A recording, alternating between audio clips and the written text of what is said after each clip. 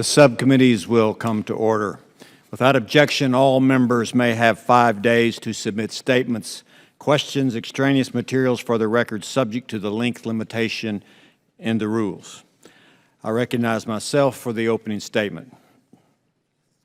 Time again, we are reminded of the massive damage that terrorists cause, even with just a little money.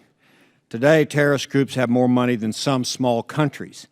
ISIS is the richest terrorist organization in world history, bringing in over $1 billion in 2014 alone.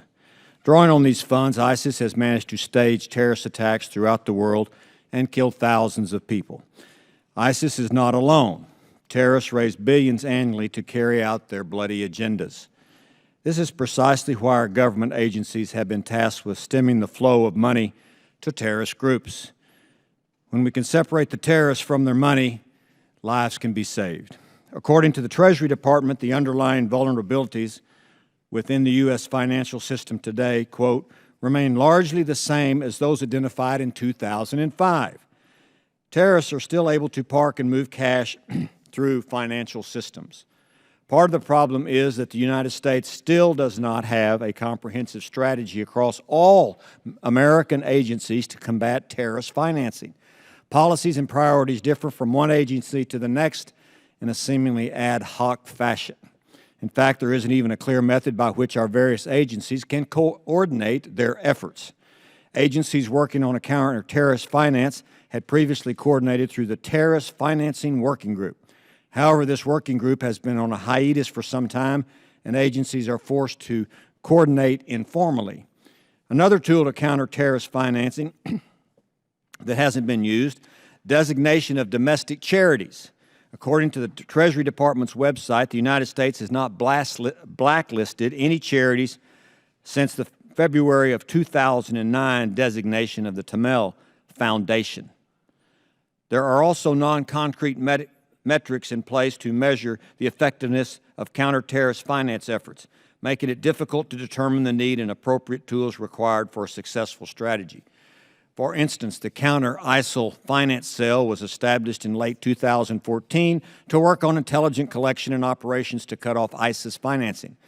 The administration says that the cell has significantly improved our understanding of ISIS's financial activity. This is a start, but what are the cell's metrics of success? What are its goals, and how do we know if it's doing a good job?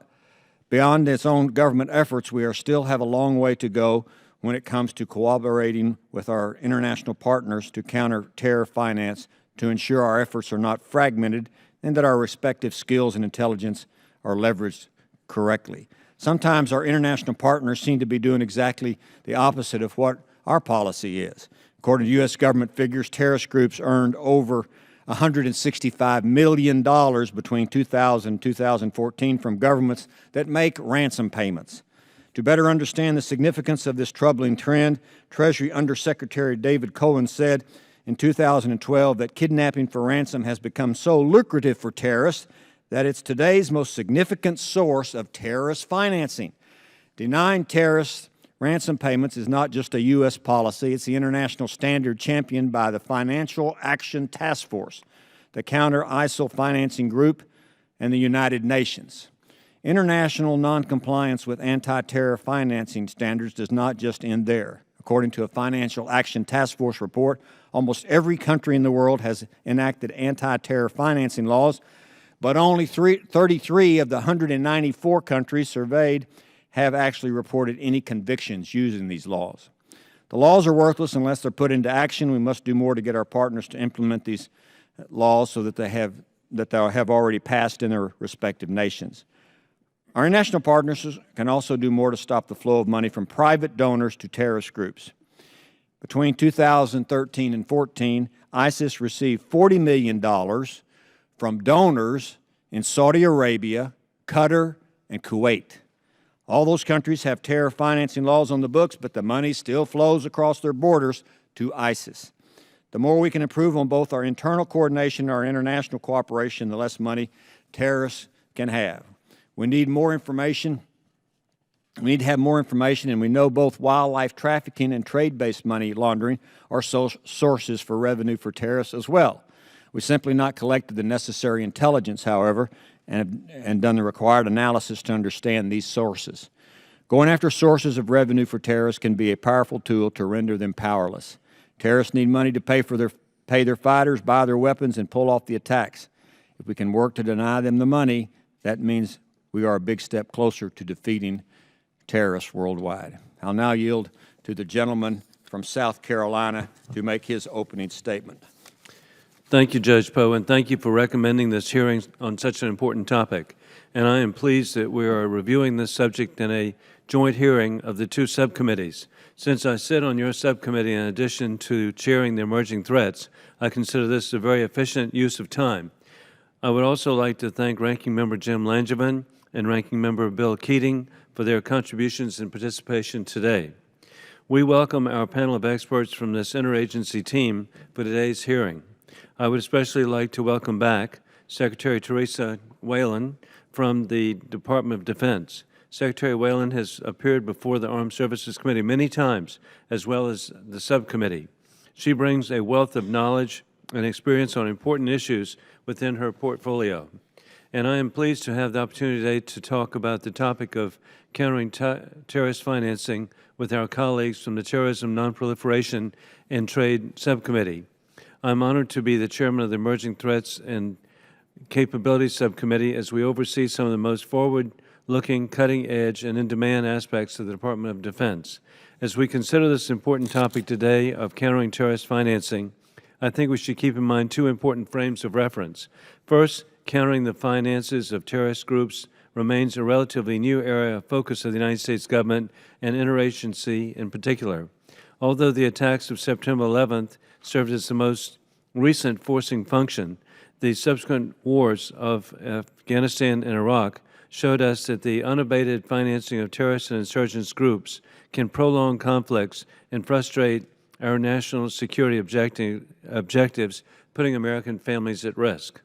The more recent rise of ISIL or Daesh with nearly $1 billion in annual revenue proves again, for our enemies, cash remains king.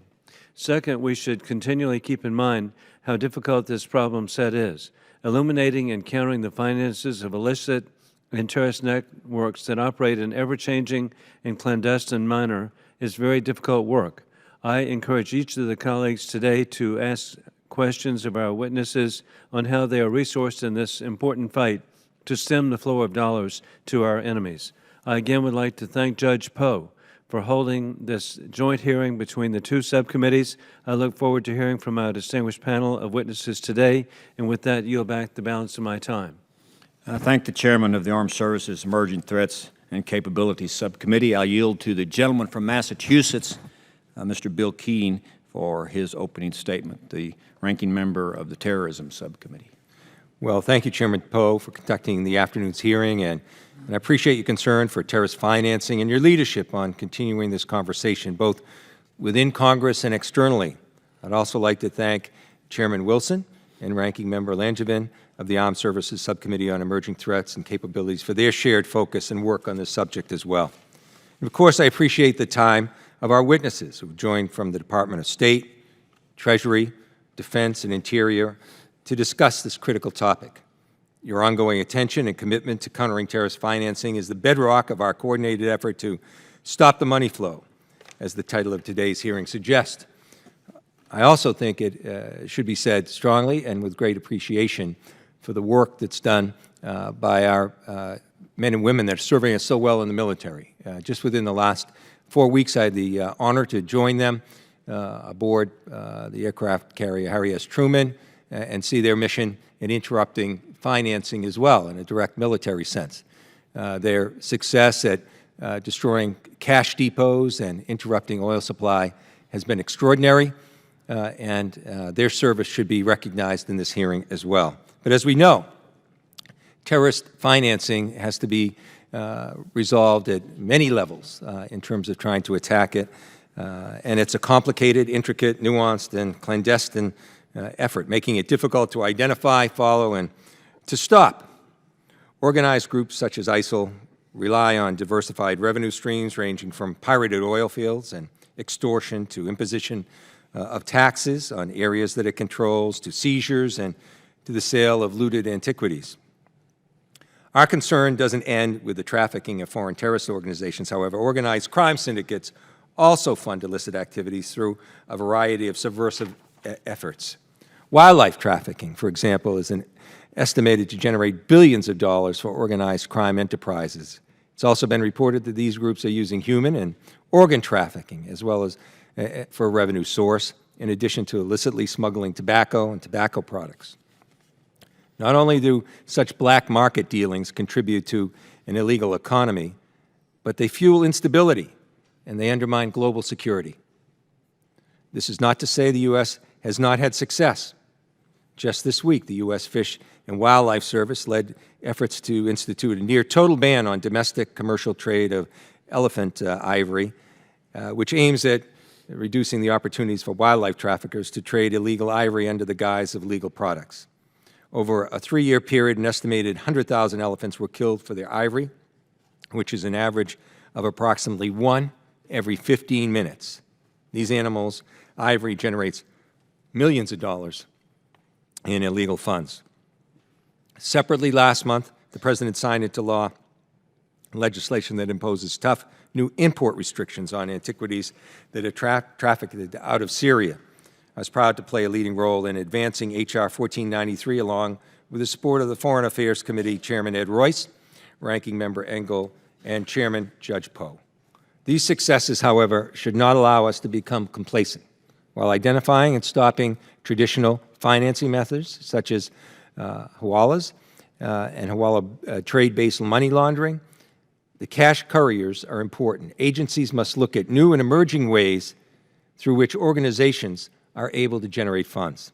Virtual currency platforms and digital finance allows organized crime and terrorist groups to commit crimes anonymously.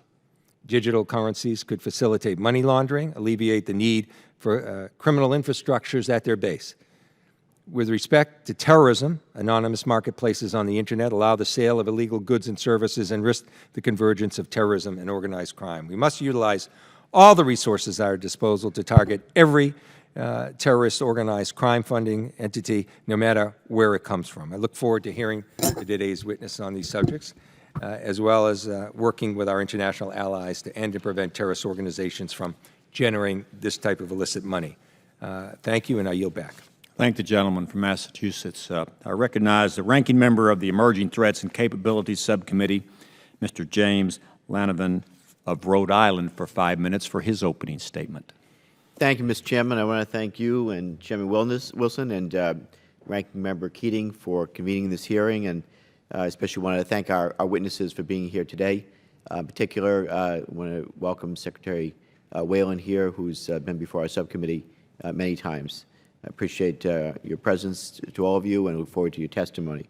So I'm pleased to join my Foreign Affairs Committee colleagues on the topic of countering threat financing. The combined force of our committees on this issue is paramount because effective CTF requires the collaboration and synchronization of a multitude of U.S. government agencies.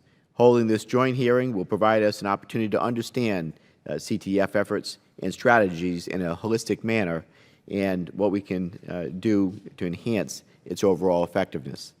Threat financing activities comes in many forms, from, as my colleagues have touched on already, from illicit drug trafficking to wildlife poaching to ISIL's alarming oil revenues. Understanding such activities and the associated organizations and networks, of course, is the first step, including the alternative financing to traditional financial institutions, as Mr. Keating had talked about, understanding the role that that is playing. The Department of Defense plays a key role in this endeavor by providing threat finance intelligence, or TFI, to enhance our understanding of the challenges before us. Today, I look forward to hearing more about how such information is shared amongst agencies in a timely manner and used to produce synchronized goals and efforts to disrupt, degrade, and destroy such financing. I also look forward to hearing from the DoD and other agencies about the progress that has been made when it comes to institutionalizing CTF. This collaboration in Afghanistan resulted in many successes, and it's imperative we have a grasp on how such lessons learned are being leveraged. With respect to the DoD, has progress been made on gaps identified in the recent capabilities-based assessment, such as CTF integration into joint plans and joint doctrine? How are we measuring the effectiveness of these efforts? And finally, I hope today will provide insight into ongoing U.S. government efforts in countering ISIL's oil revenue and the challenges we face with this front, as well as overall challenges with CTF that our committees could be helpful in providing solutions to when working with agencies. So with that, I thank again our witnesses for being here, and thank you, Mr. Chairman. I will yield back. Thank the gentleman from Rhode Island. Without objection, all members may have 5 days to submit statements, questions, extraneous materials for the record, subject to the length limitation in the rules. I'll introduce the witnesses and give them time for opening statements. Mr. Daniel Glaser is the Assistant Secretary for Terrorist Financing in the Treasury Department's Office of Terrorism and Financial Intelligence. Mr. Andrew Keller is the Deputy Assistant Secretary for Counter-Threat Finance and Sanctions in the State Department's Bureau of Economic and Business Affairs.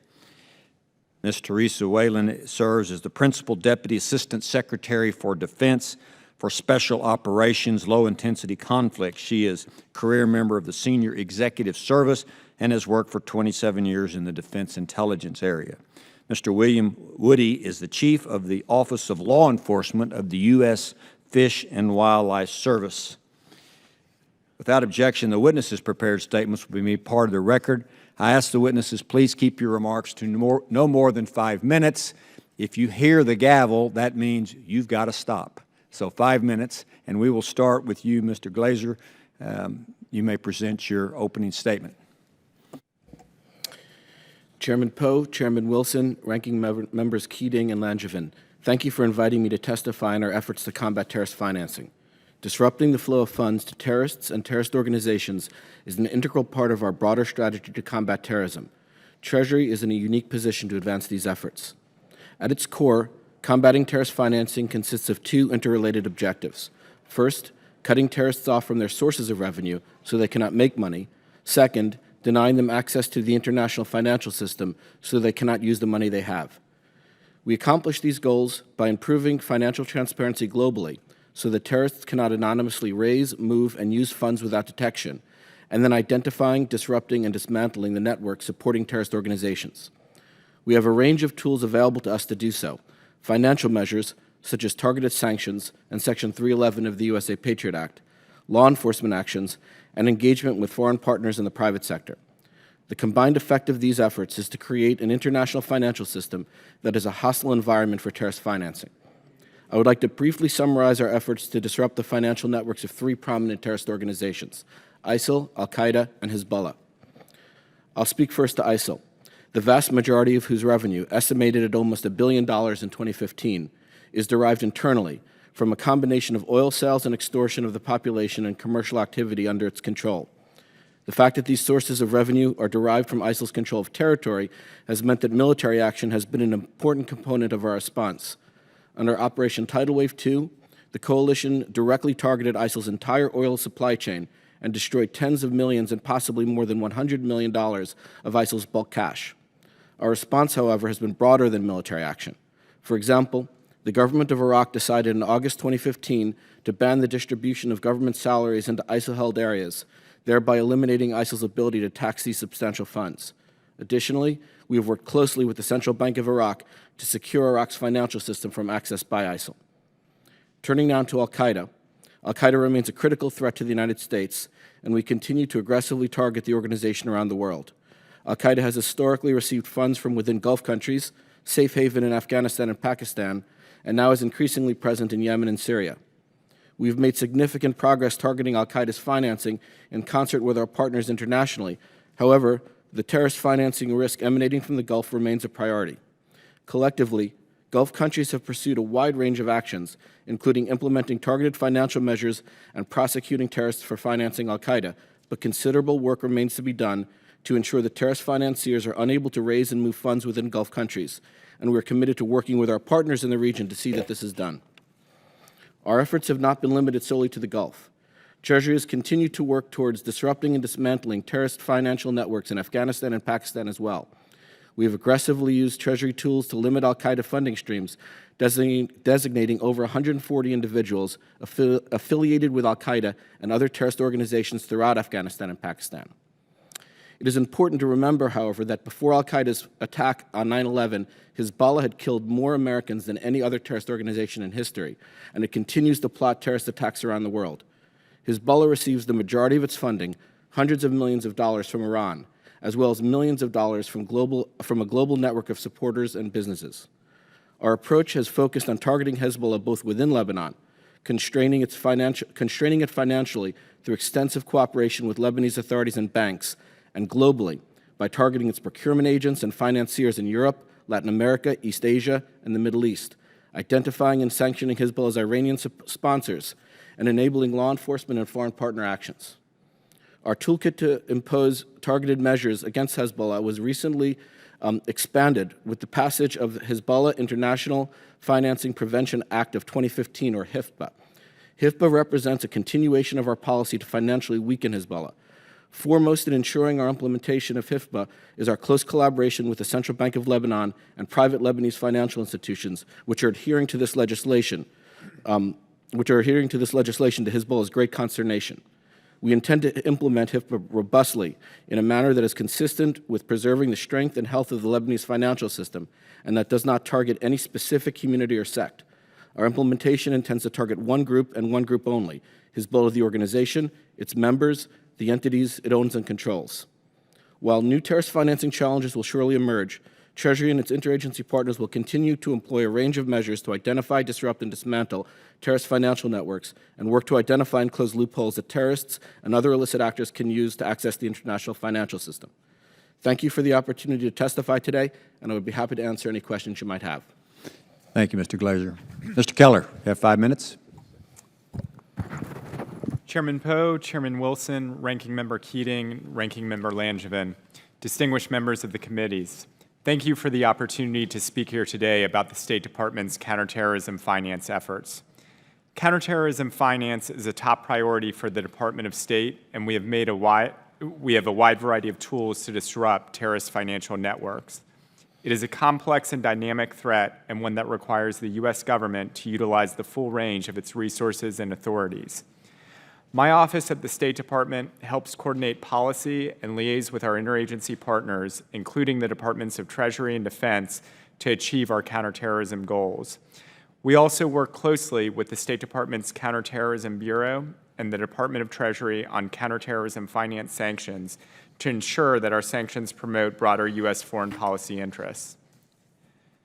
The fight against ISIL is one of the top national security priorities, and it is my principal counterterrorism focus.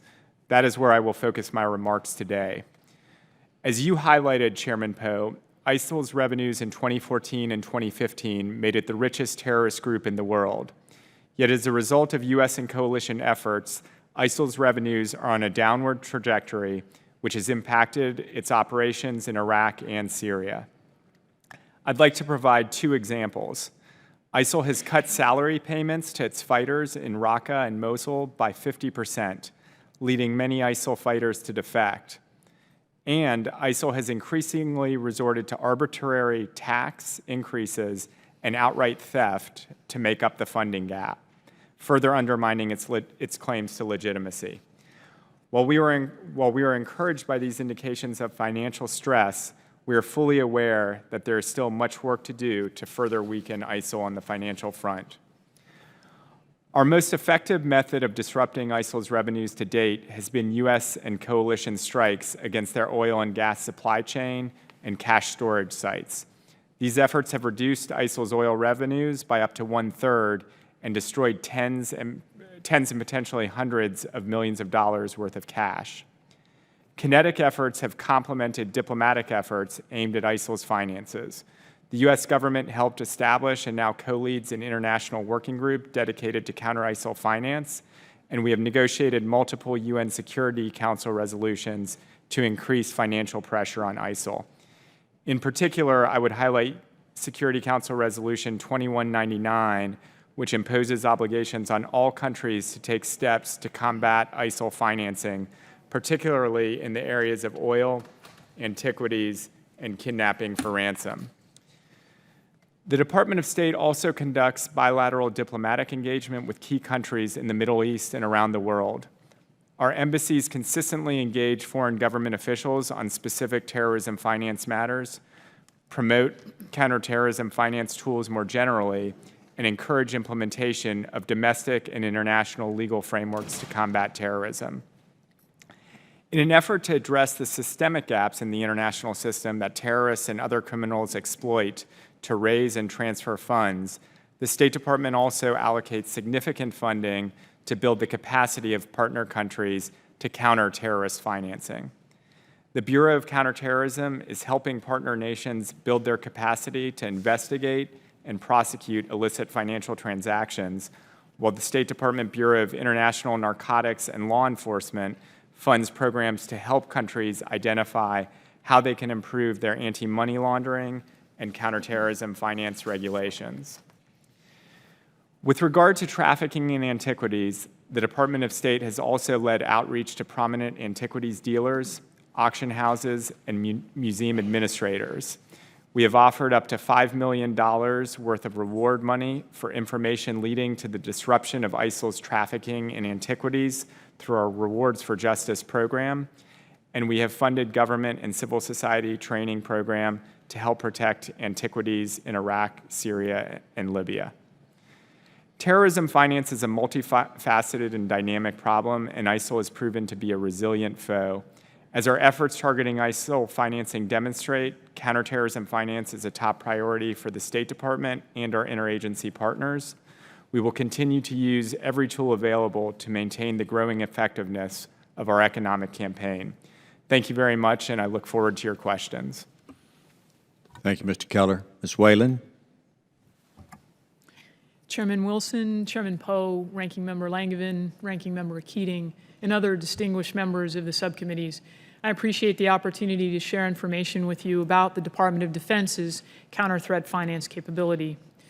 DoD's counter-threat finance, or CTF, supports both military operations and U.S. government partners, including our law enforcement colleagues. DoD CTF identifies and exploits the financial vulnerabilities of terrorists and transnational criminals.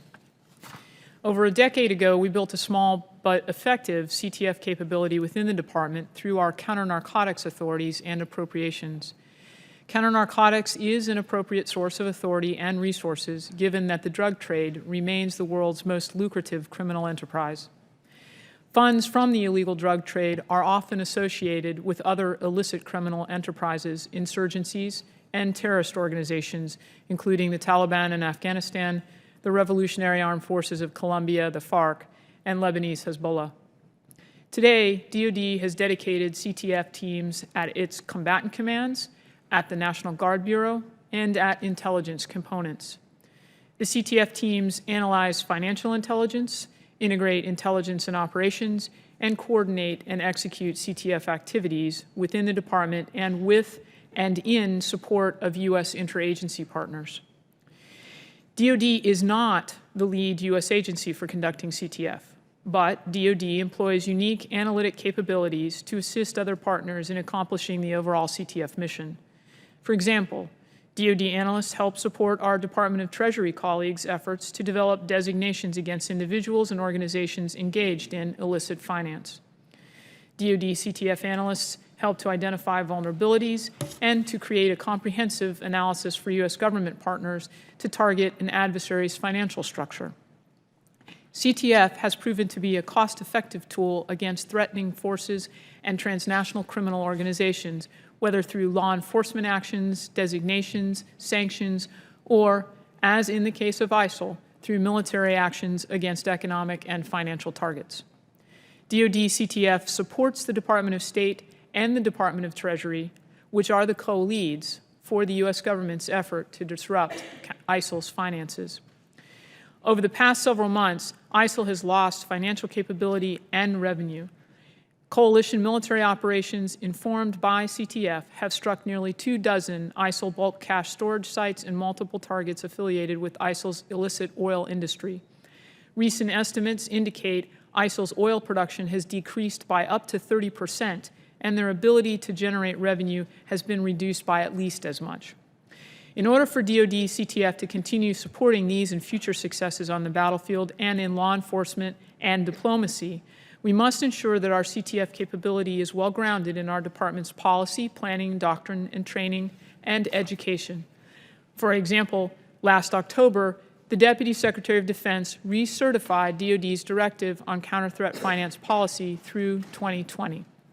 We also are working to ensure that DoD plans and joint doctrine include CTF where appropriate.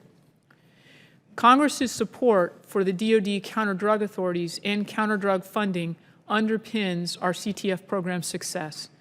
Thanks to congressional support, executive branch partnership, and our talented DoD CTF personnel who work quietly behind the scenes, DoD CTF continues to provide a cost-effective capability against international terrorist and criminal adversaries that threaten our nation, its citizens, and our allies. Thank you for this opportunity to share with you the information about DoD's counter-threat finance program, and I welcome your comments and questions. Thank you, Ms. Whelan. Mr. Woody? Good afternoon, Chairman Poe, Chairman Wilson, Ranking Member Keating, Ranking Member Langevin, and members of the subcommittees. I'm William Woody. I'm Chief of Law Enforcement for the U.S. Fish and Wildlife Service, and I appreciate the opportunity to testify before you today. Wildlife trafficking is a multi-billion-dollar illegal trade fueled by demand and enabled by corruption, limited legal authorities, and law enforcement capacity. Globally, organized criminal groups have seized upon wildlife trafficking as a low-risk, high-reward, and have made illegal wildlife trafficking a crisis. Our special agents and inspectors have specifically documented transnational organizations involved in trafficking of endangered species. We have documented Eastern European and Russian organized crime in the caviar trade, Irish organized crime in the rhino horn trade, Mexican drug organizations in the totoaba trade, African gangs in the elephant ivory poaching and smuggling, and Asian criminal groups in timber trafficking. I'd like to draw your attention now to the slides. Of course, the slides don't come up.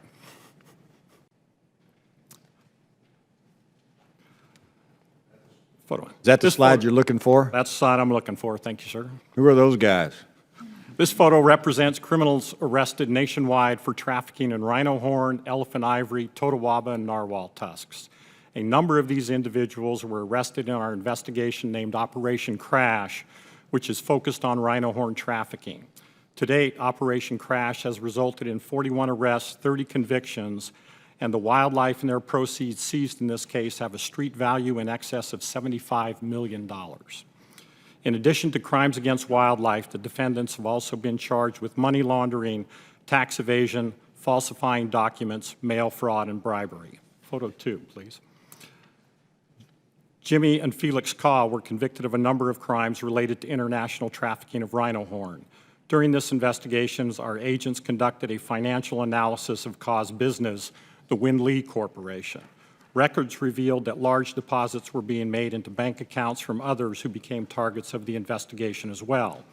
The documented foreign wire transfers confirmed foreign nationals involved in rhino horn trafficking here in the U.S. By the use of FinCEN records, our agents were able to substantiate money laundering activity in a scheme involving the use of gold as currency and the use of safety deposit boxes. Photo 3, please. The Kaw and their businesses were sentenced to pay over $1 million in fines and penalties and restitution, and in addition forfeited over $2 million in assets, including gold, cash, jewelry, and vehicles. Photo 4, please. This photo shows two Chinese nationals who had bribed a customs official at the Dar es Salaam airport in Tanzania. They were able to smuggle 8 suitcases full of ivory out of Tanzania destined for Hong Kong. Photo 5, please. This photo shows the content of the suitcases that were intercepted and seized in Switzerland while in transit.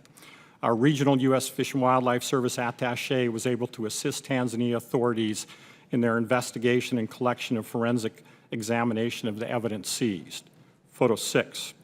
To illustrate the current illegal wildlife trade in the U.S., This photo shows elephant ivory and narwhal tusks forfeited by an antiques dealer who was sentenced in federal court in New York for the unlawful import and sale of ivory in 2016. Photo 7. This photo is a sample of various elephant tusks, ivory carvings that have been interdicted and seized at the U.S. Mail International Sorting Facility in Miami during the course of an ongoing multi-agency enforcement operation. This operation alone has identified nearly 90 individuals and businesses and involves over 250 smuggling incidents in which elephant ivory was smuggled from the U.S. to China. Next photo, please. This photo depicts over 200 swim bladders that were seized in a California residence drying and awaiting shipment. In 2014 and 2015, CBP, ICE, and Fish and Wildlife Service agents seized over 530 totawaba swim bladders that were smuggled into the U.S. Totawaba is an endangered fish found only in the Gulf of California, whose swim bladder is highly prized as a delicacy. 11 individuals smuggling totawaba have been arrested. During an interview with one of those smugglers, he stated that on one occasion, 5 totawaba swim bladders were sold for $50,000 to a recipient in Hong Kong. While we have made great strides recently to address wildlife trafficking, there is still much work to be done. Wildlife trafficking persists at unsustainable levels, and the role of sophisticated, highly organized criminal networks may present an opportunity to support and fund insurgent or terrorist activities, and makes even more an urgent threat to the wildlife communities and global security. I thank you for the opportunity today to present testimony, and I appreciate the subcommittee's support in our efforts to combat wildlife trafficking, and I'd be pleased to answer any questions you may have. Thank you. Thank all of you for testimony. For the subcommittees, the members of the subcommittees will have votes shortly, but we will take turns asking questions until the votes begin, and then we will resume 15 minutes after the last vote. I recognize myself for some questions. I've been making a list of the things you have commented on how the bad guys get money. And let me go through those, and then I want you to add those that I missed. First of all, cash from rich donors, the individual donors in foreign countries, they just send cash to the terrorist groups. The black market of goods, as tobacco, for example, as the ranking member mentioned. The trafficking of people, the sale of people as sex slaves, ransom payments, bank robberies, oil on the black market, antiquities, drug trafficking. ISIS tax people in their areas if they are not loyal to ISIS. If they're Christians or some other Muslim faith, they're taxed. This disturbing news about wildlife trafficking. And then you have state sponsor of terror, Iran, who gives money to Hezbollah wherever they are in the world. Did I leave out any? Y'all are awful quiet. I mean, this is disturbing news here. I'm not going to be critical of what we've done. I just want to try to see if we can move forward and stop the money flow.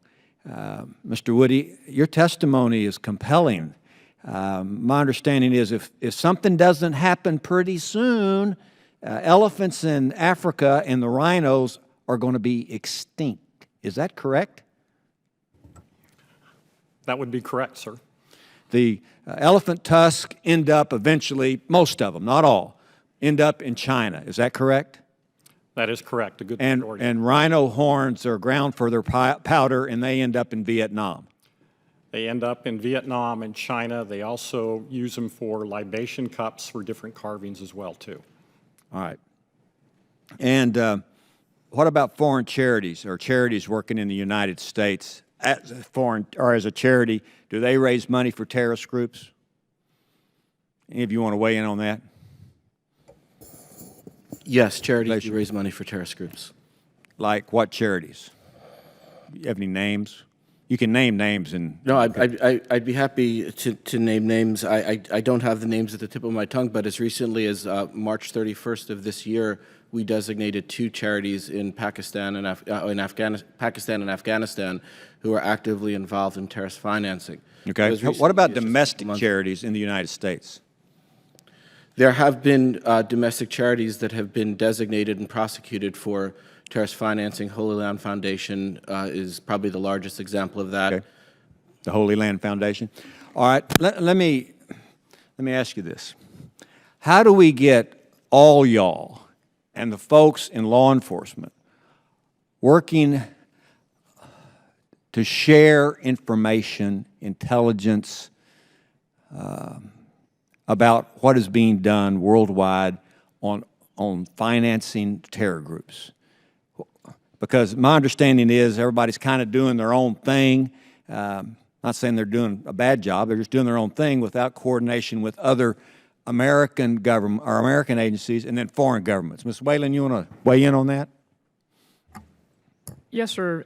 I think, well, I know from the Department of Defense's standpoint, we actually provide a great deal of support to our partners at Treasury and in law enforcement with our CTF teams and liaison officers. So we are in sort of regular contact with them on a day-to-day basis, working together to share information.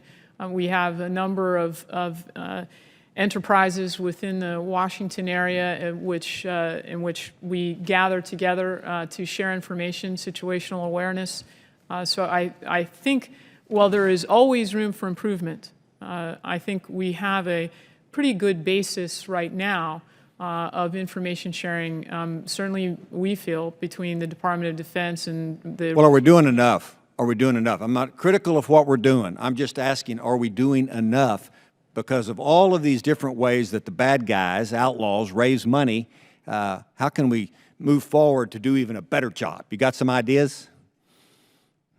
Well, I think we can just expand on what we are currently doing, and we are getting better at it. There are resource constraints in terms of people and in terms of intelligence collection assets, but we are definitely improving our coordination. I think we've made a lot of progress in just the last couple of years. All right, I'll have additional questions I'll submit for the record for you all to answer. I'll recognize the chairman of the subcommittee, Mr. Wilson from South Carolina. Thank you, Judge Poe, and thank you for your obvious passion about this issue and making a difference. And Secretary Whelan, in your testimony, you discussed how the Department of Defense is working to institutionalize counter-threat finance capabilities across the force and within the services. Can you provide some additional examples of how you're doing this? And additionally, are you seeing demand for counter-threat finance experts continue? And if so, how are you managing that while other resources across the department continue to diminish?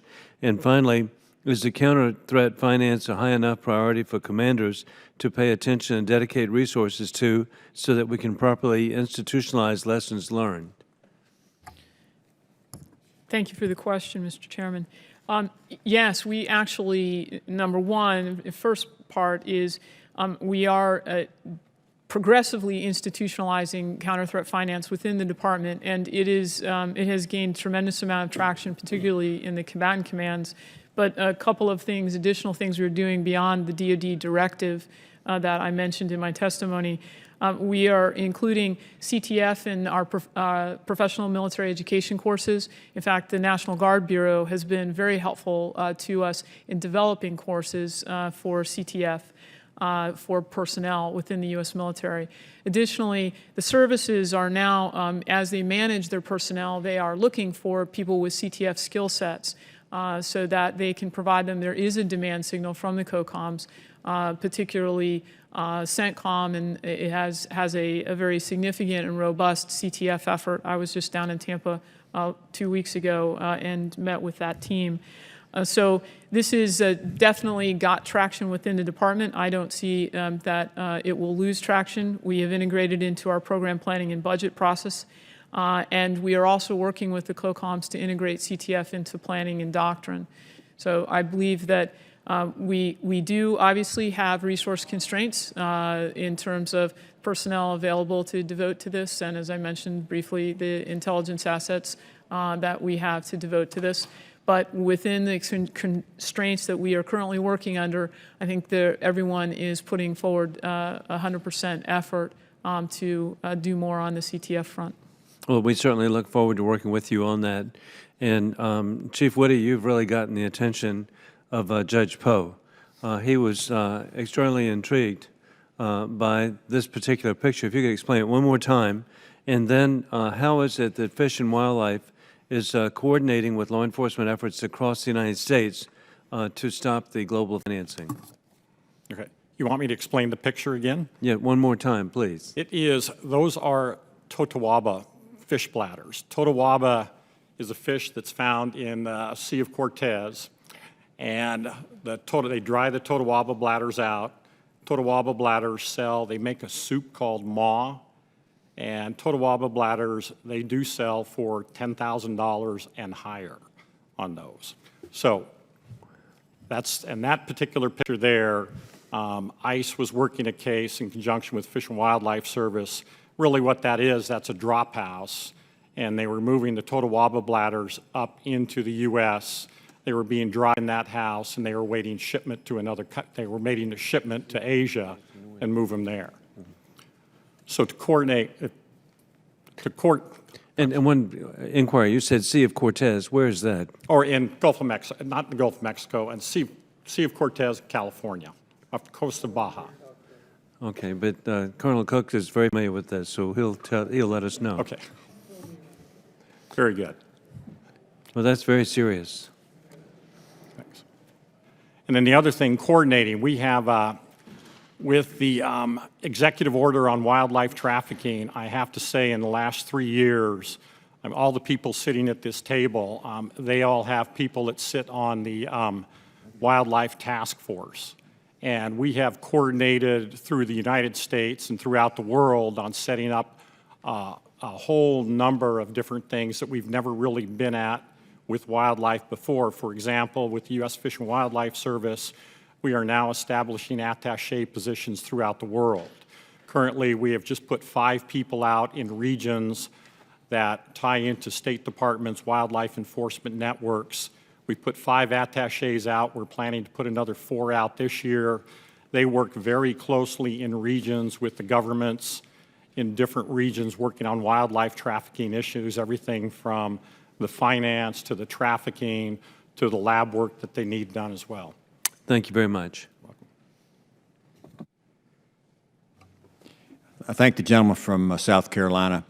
The committees will be in recess until 15 minutes after the last vote starts, and we will resume with the questions from Mr. Keating from Massachusetts. The subcommittees are in recess.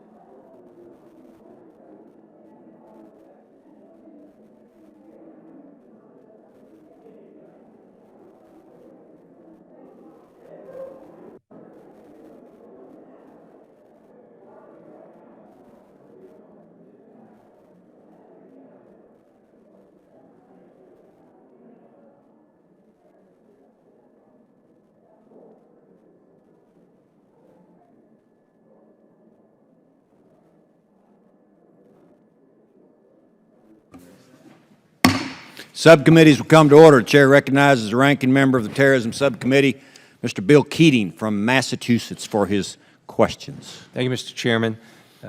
Curious, there's been cooperation with the United States and the EU in terms of the so-called SWIFT agreement, which is the Society for Worldwide Interbank Financial Telecommunications.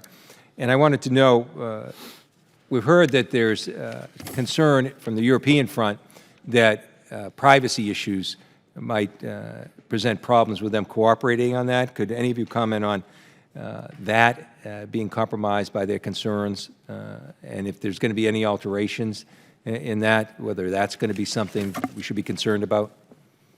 Anyone? Thank you for the question, Congressman. We have very close cooperation, as you say, with the Europeans on our SWIFT program. Can you talk a little louder? I'm sorry. We're 5 miles away from you up here, so would you talk louder? Thank you. I apologize, Congressman. We do have very close cooperation with the Europeans on the SWIFT program, and privacy issues are frequently brought up as part of that conversation, but we've always managed to work through those issues, and our cooperation with the Europeans will remain very strong on that program. All right. I was really, as the Chairman and I were discussing during the break, we're both struck by the fact that there's $80 billion annually that comes from directly from illicit tobacco trade. It's now equal to cocaine trade in terms of illicit. Is there anything being done to curb that illegal trade? What's being done?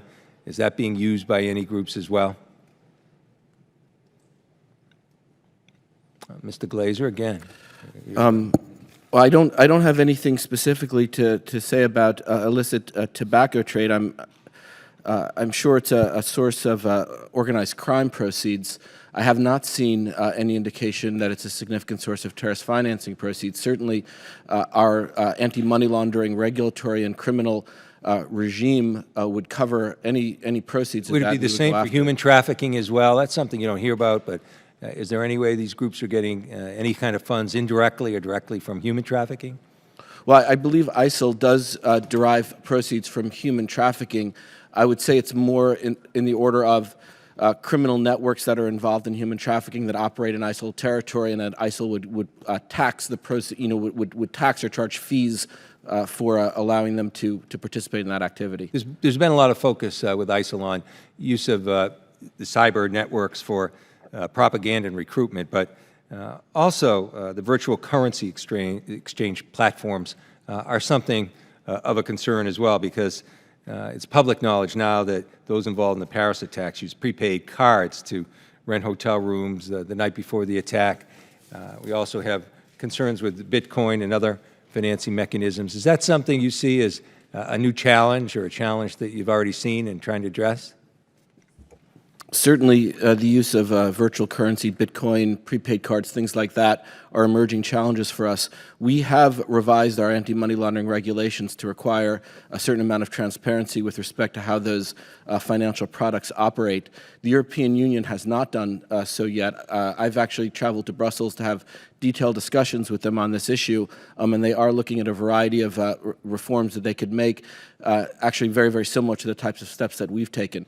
It is true that there are examples of terrorist organizations, including ISIL, using these types of products, but I have to say, I don't think that there's sort of systemic, it represents a systemic threat at this time. I think there's other ways that these organizations use to move funds that are far more significant for them. Yeah, Mr. Keller in particular, Turkey was recently taken off the Financial Action Task Force gray list, which is used to describe as jurisdictions with deficiencies when it comes to counterterrorism financing, because it passed new terror finance laws. But there are experts out there telling us that Turkey's implementation of its terror finance laws has been poor. Do you agree with that assessment? And if so, what's the State Department doing to encourage Turkey to substantively go after terror financing in that regard? Thank you for the excuse me. Thank you for the question, Congressman. I'd start off by saying we work closely with Turkey on a variety of fronts. They're a member of our Counter-ISIL Finance Working Group. Through recent high-level engagements, we now have a border security group that's working on border security and aviation. We are pleased that they've come off the FATF gray list. I think that's a positive step. I think it's fair to say that they're not necessarily perfect. No country is, but we continue to work with them to try to encourage them to implement their laws and basically strengthen their efforts on counterterrorism and anti-money laundering. I think it's also important to recognize that Turkey itself has been victimized by ISIL terrorism, and so they have a strong incentive and are active in trying to eliminate ISIL facilitation networks in their country. Yeah. And I'd invite any of the other panelists to talk about thank that. you, Mr. Keller. I think my time is up, and I yield back. Thank the gentleman from Massachusetts. Chair recognizes the ranking member, Mr. Langevin from Rhode Island, for his questions. Thank you, Mr. Chairman. I want to thank all of our witnesses again for your testimony here today. So I'd like to go back to the discussion we've been having earlier about lessons learned. So we've touched on how each agency, specifically DOD, is institutionalizing counter-threat financing.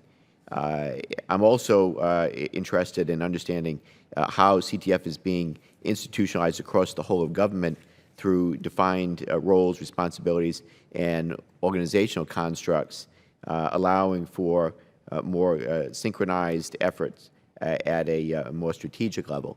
So Afghanistan CTF was successful. Were there lessons learned here? Thank you for the question, Congressman. So just to speak about how the Treasury Department is organized for a moment, and then to speak more broadly about the United States government, the Treasury Department is actually unique among all finance ministries in the world that we have one office run by an undersecretary, Treasury Department, that brings together all of the expertise, all the resources, all the tools, all the authorities, all the contacts that we have as a finance ministry, and puts them for the singular purpose of advancing U.S. national security, of using financial tools to advance U.S. national security. We're the only finance ministry in the world with our own all-source intelligence office. We have a sanctions implementation office. We have my office, which is a policy office, and we have a financial intelligence unit, FinCEN, all under one roof. It gives us a huge range of unique expertise and unique capabilities that we have to put at the disposal of the United States government. I do think that we're actually quite well coordinated across the United States government. As I said in my opening statement, there are two components of our efforts against terrorist financing. The first component is the systemic component, the regulatory component, making sure that the international financial system and our financial system is transparent and is well regulated, and that it does not provide opportunities for terrorist groups, organized crime groups, or drug trafficking groups, or any other group, Iran, rogue regimes, to gain access to the financial system. That is largely an effort of coordination among the Treasury Department, among regulators, among law enforcement, and we have a number of groups that allow us to do that, most importantly, and I should say, in partnership with the private sector. And we have groups like the Bank Secrecy Act Advisory Group for that. We had an anti-money laundering task force along with the regulators. There's a number of groups that allow us to coordinate on that. The second part is the targeted part, the operational part of identifying and undermining terrorist organizations.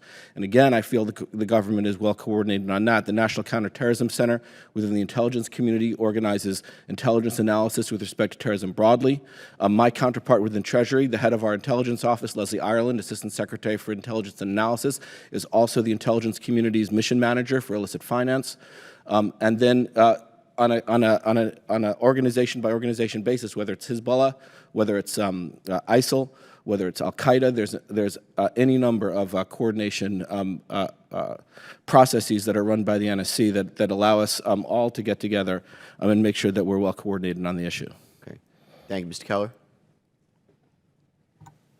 I think I would simply add to that whether I look to my right to Assistant Secretary Glaser or to my left to Assistant Secretary Whelan, I think the counter-ISIL effort is a very good example of the coordination that we do on a daily basis. Our teams work together basically nonstop.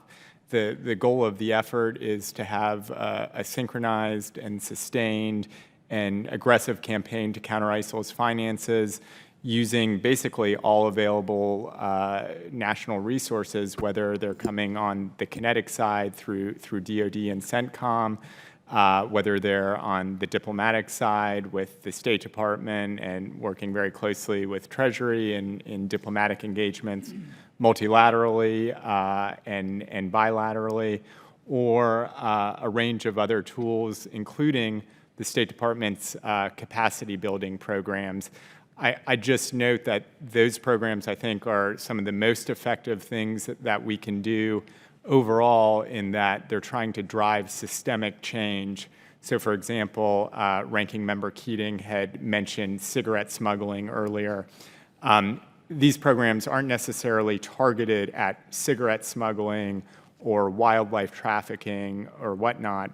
They're targeted overall at building investigatory capacity, prosecutorial capacity, judicial capacity. We work with customs agencies in other countries to try to strengthen all of it, and it can have a positive effect on our counterterrorism efforts as well. Thank you. My time's expired, so I'll ask Secretary Whelan and Mr. Wood to respond, if you would, in writing. And Secretary Whelan, for the record, I have a question for you, which is, how is intel shared in a timely manner so that all agencies are working within an updated intel picture? So if I had more time, I'd get your answer, but my time expired. I'll yield back. I thank the gentleman from Rhode Island. Ms. Whelan, submit the answer to that question to both committee chairs, the full committee chairs, and that will be dispersed to everyone, including the gentleman from Rhode Island. Chair recognizes Colonel Cook. I started to say former Marine, but there's no such thing as a former Marine, from California. Thank you, Judge. You're absolutely correct. Mr. Keller, I wanted to, if I were President of the United States, heaven forbid, but if I said to you, what do you think 1, 2, or 3 are the top countries, state-sponsored aid, financial aid to ISIS or ISIL or Daesh, whatever you want to call them? Who would you name, 1, 2, or 3? Just briefly. Congressman, Real brief. I think I understand the concern about No, just in your opinion. I'm asking you as the President of the United States, 1, 2, or 3. Who do you think they are? It's a fair question. I don't really have an answer. Okay, because we're not seeing. Okay, then let's go back to what you were commenting on about Turkey. And I have a different impression of Turkey because of Erdogan. I've got some issues with the. I understand the war against the PKK, but I'm also concerned about what they're doing to the rest of the Kurds, which is one of our allies against ISIS. And it's almost like, are we overlooking that some people, particularly with Erdogan's switch to the leaning towards the Muslim Brotherhood? Could you address that briefly? Real brief. I'm running out of time. I appreciate the question. I'm going to have to take that one back. As I mentioned, my focus in this area is specifically on the counter-ISIL financial front. So I'd like to take your question back to our Turkey. Okay, then let me move on to Hamas. Is Hamas helping them out with financing ISIS? Not that I'm aware of, sir. So okay. Moving on to, well, you don't want to address that. Mr. Glaser, did you want to comment on that about the situation in Turkey, whether, you know, a number of months ago they were helping out with the oil and everything like that with ISIS. Any comments on that at all in the intel sector? I think that Turkey has stepped up its efforts on the counter-smuggling side. I do think Turkey, as was discussed earlier, has work to do on its financial system in terms of implementing its terrorist financing laws and making sure that its financial system is not available to ISIL. Yeah. You don't want to answer my question about 1, 2, or 3, or... I'm just a dumb Marine, so I have to have simple I'll answer your answers. question directly. I do not think ISIL receives state sponsorship. I do not think ISIL receives state sponsorship from any country. I think Iran is the #1 state sponsor of terrorism in the world, and they sponsor Hezbollah. I do not think I agree ISIL with you on receives that. state sponsorship. Okay. And no situation, you're not worried about the states such as Qatar or some of the Gulf states at all that they're involved with state that's sponsoring ISIS? I do not think Qatar is a state sponsor of ISIS, no. Okay, thank you. Thank the gentleman from California. Without objection, the chair will recognize Ms. Gabbard from Hawaii, who is a member of both full committees. Unless there's objection. Without objection, you're recognized for 5 minutes. Thank you very much, Mr. Chairman. Mr. Keller, you and both Mr. Glaser, you've talked about how Turkey has stepped up and that they're doing more.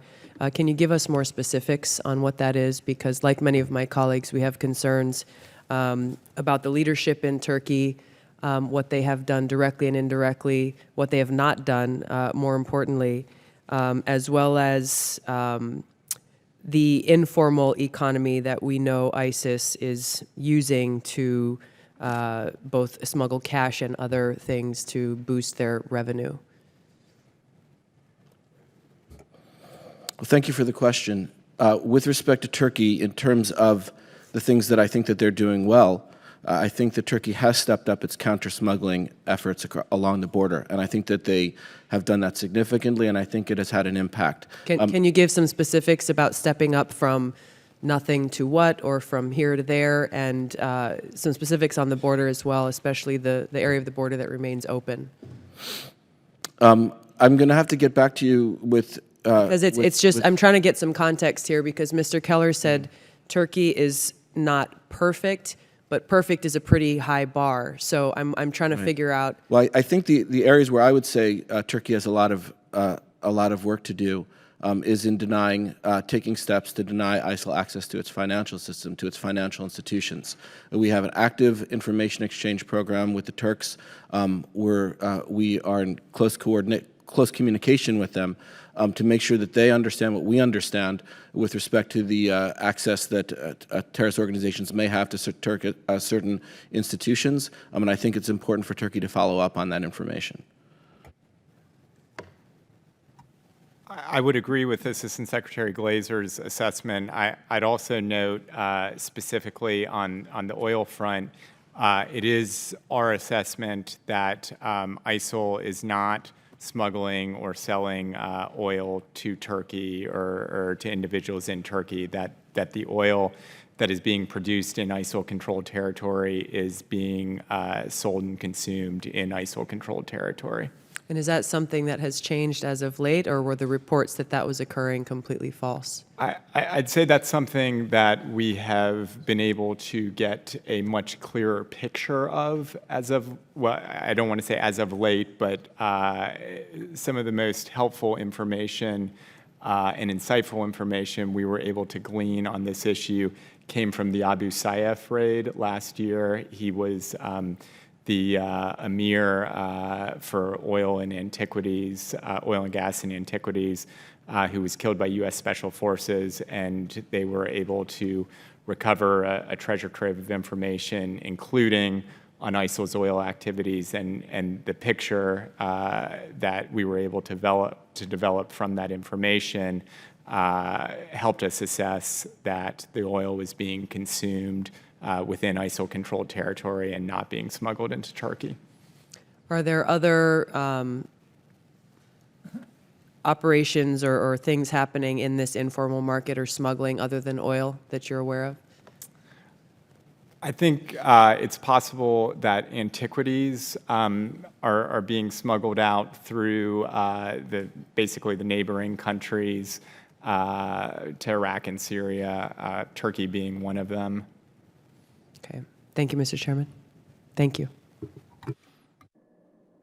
Gentlelady yields back her time. Chair recognizes the gentleman from Pennsylvania, Mr. Perry, for 5 minutes and his questions. Thank you, Mr. Chairman. Secretary Glaser, what is the current policy of the administration regarding U.S. dollars and Iran, or U.S. dollars are hard currency, right? You characterize that as hard currency? Yes. And what's the current policy regarding hard currency, particularly U.S. dollars and Iran? You cannot engage in dollar transactions with Iran. All right, so we're trying to ensure that they don't get hard currency, particularly U.S. dollars, right? Sure, you're aware that Iranian's Guardian Council just approved the military budget for 2016, 2017, which increased their military budget by 90%, including $1.7 billion transferred by the U.S. Treasury in January, which allegedly has nothing to do with a prisoner swap that happened, or a U.S. hostage swap that happened literally at the same time. I'm just wondering, that transfer of $1.7 billion, what currency was that? What was that currency that was transferred? I'd have to go back and find the answer out to that for you. $1.7 billion. You have no idea. No, I do not know. I do not know what currency. All right, all right. If you would please, for the record, I would like the answer to that. You know, the fact that it's going to, it went directly to the military, to the Iranian military. At this point, looking at ISIS taking American equipment left in Iraq, and now, which, you know, paid for with American tax dollars, is it fair for me to answer my constituents who say to me, haven't we now funded both sides of this war? What, is it fair to say we have, in some sense? I mean, it's not a gotcha question, but I mean, literally, haven't we essentially funded both sides of this war? No, I don't think that would be a fair thing to say. Why not? I think that we are doing everything that we can to attack ISIL's finances. I think. Wait. ISIS has American paid-for equipment, military equipment, paid for by the American taxpayers, right? So they're on one side of the operation. Now, we just gave $1.7 billion to Iran in some currency. We don't know right now what that is. At least you don't know. And they're using it. They send it directly to the military, increased their military spending this year by 90%. That's on the other side. How is this not the American taxpayer being on both sides of this fight? So ISIL got its hands on a lot of U.S. military equipment when they won battles in an ongoing war. I don't think it would be accurate to say that the United States is providing ISIL military equipment. Well, it wasn't the Russians. It would be accurate wasn't to say the Chinese. That the United States is actively engaged in military operations against ISIL. Let me ask you,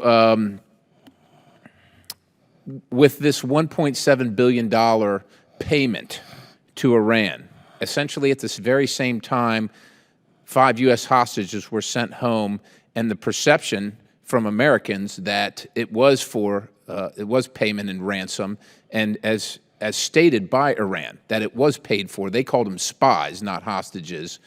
Doesn't this undermine our policy that we would hope other nations would take to not pay ransoms? How do we have the moral authority to request that they not pay ransom when it appears to anybody who's looking that we have paid $1.7 billion to Iran for 5 hostages? Yes, I understand the question.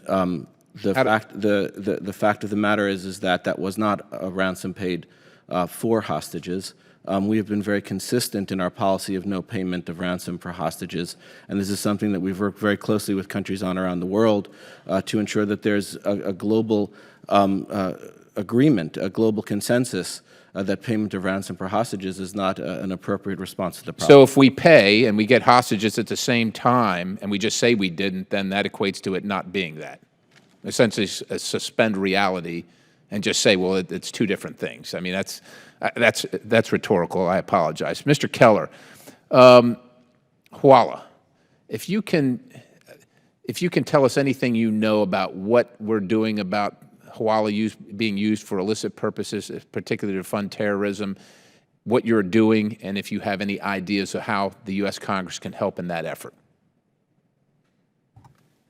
Thank you, Congressman. I think in the counter-ISIL context, for example, one of the most important things that we've been trying to do all along is make sure that ISIL is cut off from the financial system, whether it's formal financial system or informal financial system. I think through a lot of good work from, including from our Treasury Department, early on, they worked very closely with the Iraqis to cut off banks that were in ISIL-controlled territory from the international financial system. In addition, we've been working with the Iraqis to cut off money exchange houses and more informal operations that are engaged in Hawala-type activities that are in ISIL-controlled territory from their ability to participate. But it's not just dollar ISIL auctions. related. Hawala is used for various measures by numerous countries, not just ISIL and not just Iraq. So is there anything that the Congress can do in that regard that we haven't done already? Well, sir, I think you're exactly right that it is not just ISIL related. And I can tell you, if you indulge me, I'll tell you one other thing that the State Department is doing, which I mentioned earlier, which are these capacity building programs that increase the capacity for other countries on anti-money laundering and counterterrorism finance programs, whether it's in their judiciary or prosecutorial services. These are things that can be very helpful, and we also work with Treasury departments around the world. These are things that can be very helpful. One final question in that vein, if the monitor. chairman will indulge me. Do you have any way to quantify when you say they can be helpful? So the American people are going to pay a certain amount to aid these other countries. How do we quantify the results? How do we quantify what we paid for and what we got? Is there any way? That's a great question, Congressman. I would like to take that back and get you an answer in writing, and I'll discuss that. Look forward to your with capacity response. building Mr. experts. Chairman, I yield. Gentleman yields back his time. Without objection, the document that Mr. Woody provided, that both committees will be made part of the record. And also, there may be more questions from other members of the committee. As soon as you receive those questions, we'd want answers in 2 weeks. And I encourage members to file those questions by tomorrow. And I want to thank the Armed Services Committee and the Subcommittee on Emerging Threats and Capabilities, Mr. Wilson from South Carolina, and the ranking member, Mr. Langevin from Rhode Island, for this joint subcommittee hearing, and the subcommittees are adjourned.